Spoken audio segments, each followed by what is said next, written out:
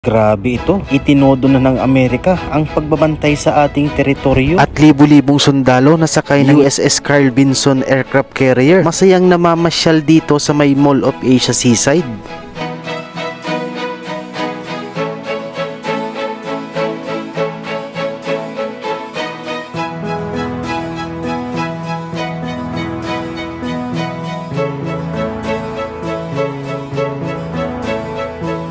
Alright guys, so itong part na to ng seaside ay pansamantalang isinara para sa publiko dahil nga po nandito yung mga kasundaluhan ng Amerika. Dito sila nag-i-stay ng ilang araw at kung inyong mapapansin, yung part na to ay ayan, may mga ayan sila oh. So yan po yung mga sundalo ng naka-deploy or assign dito sa USS Carl Vinson Super aircraft carrier ng Amerika na katuwang ng ating bansang Pilipinas nitong nakaraang 2 araw para sa maritime exercises sa West Philippine Sea. So ayan po no. So may mababasa kayo dito na Parsh Marine. Ayan o, Parsh Marine. Ayan. So hindi ko alam kung ano ibig sabihin yan. Mga Marines no ng US Navy. So yun lamang po at maraming salamat. And hopefully ay nag-enjoy no yung ating mga sundalo rito ng Amerika sa ating bansang Pilipinas, especially dito sa may part ng Mall of Asia. Ganda rito sa may Sky Garden. So bisita rin kayo rito. Ganda oh. So yun mga kababayan at dahil ilang araw na rin na nandito no yung mga tropa ng Amerikano na kagagaling nga lang sa West Philippine Sea.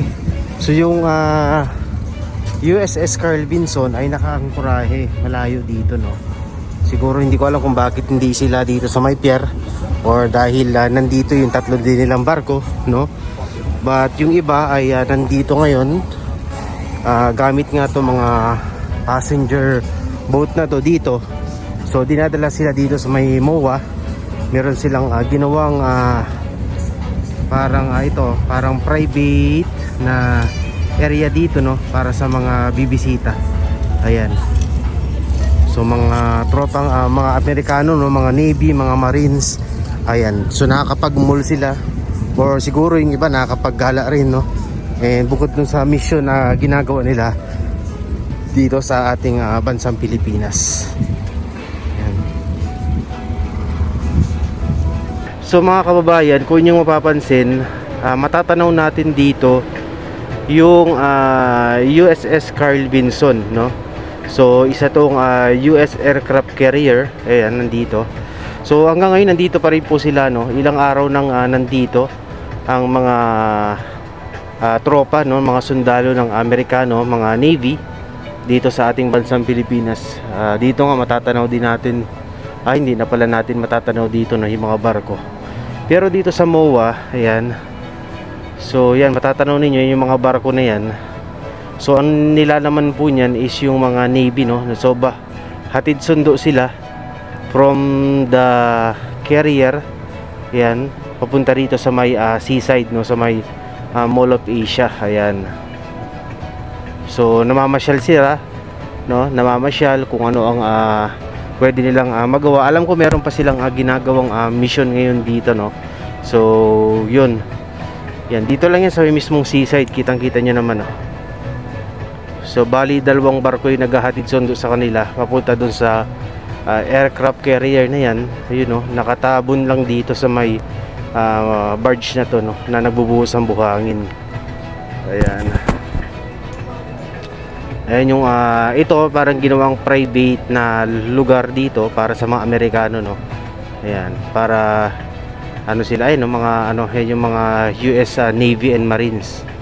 Ayan.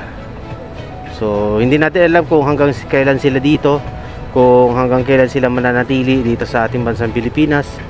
Ayan. So kagaling lang nila ng mga yan sa West Philippine Sea, dun nga sa 2 maritime exercises no.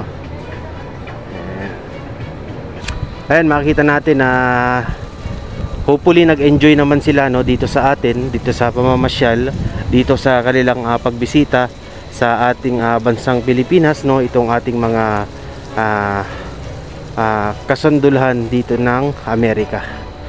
Ayan. So papunta na ulit sila dun sa may US aircraft carrier. Tapos meron pa ulit parating. Ayan, oh.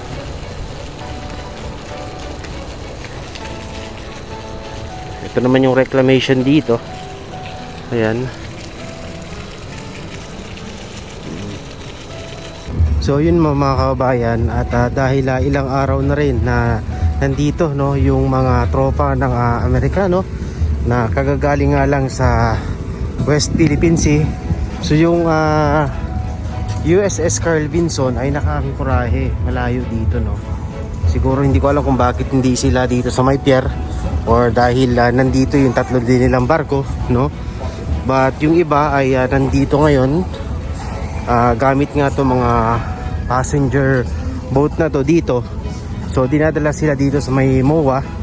Meron silang ginawang parang private na area dito, no, para sa mga bibisita. Ayan. So mga tropang mga Amerikano, no, mga Navy, mga Marines. Ayan. So nakakapag-mall sila, or siguro yung iba nakakapaggala rin, no. And bukod dun sa mission na ginagawa nila dito sa ating bansang Pilipinas.